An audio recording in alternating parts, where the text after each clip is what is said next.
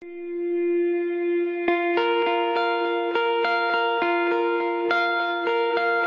father came from Japan in 1905. He was 15 when he immigrated from Japan. He worked until he was able to actually build a store. Let me tell you a story in the form of a dream. I don't know why I have to tell it, but I know what it means. Close your eyes, just picture the scene as I paint it for you.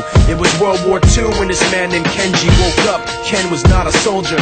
He was just a man with a family who owned a store in LA. That day, he crawled out of bed like he always did, bacon and eggs with wife and kids. He lived on the second floor of a little store he ran. He moved to LA from Japan, they called him immigrant. In Japanese, he'd say he was called Issei. That meant first generation in the United States, when everybody was afraid of the Germans, afraid of the Japs, but most of all afraid of a homeland attack. And that morning, when Ken went out on the doormat, his world went black, cause right there, front page news, 3 weeks before 1942, Pearl Harbor's been bombed and the Japs are coming. Pictures of soldiers dying and running. Ken knew what it would lead to, just like he guessed. The president said the evil Japanese in our home country would be locked away.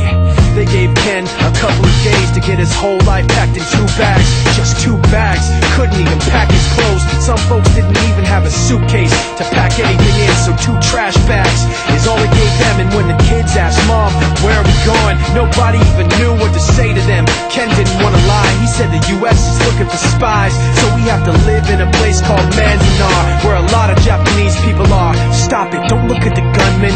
You don't want to get the soldiers wondering if you're gonna run or not, cause if you run then you might get shot. Other than that, try not to think about it. Try not to worry about it being so crowded. But someday we'll get out, someday, someday. As soon as war broke out, the FBI came and they just come to the house and you have to come. All the Japanese have to go. They took Mr. Nii. People couldn't understand why they had to take him, because he's just innocent laborer. So now they're in a town with soldiers surrounding them. Every day, every night, look down at them. From watchtowers up on the wall, Ken couldn't really hate them at all. They were just doing the job, and he wasn't gonna make any problems.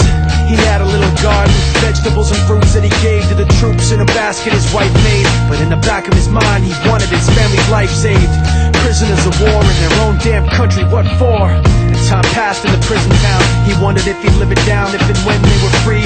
The only way out was joining the army, and supposedly some men went out for the army, signed on, and ended up flying to Japan with a bomb. That 15-kiloton blast put an end to the war pretty fast.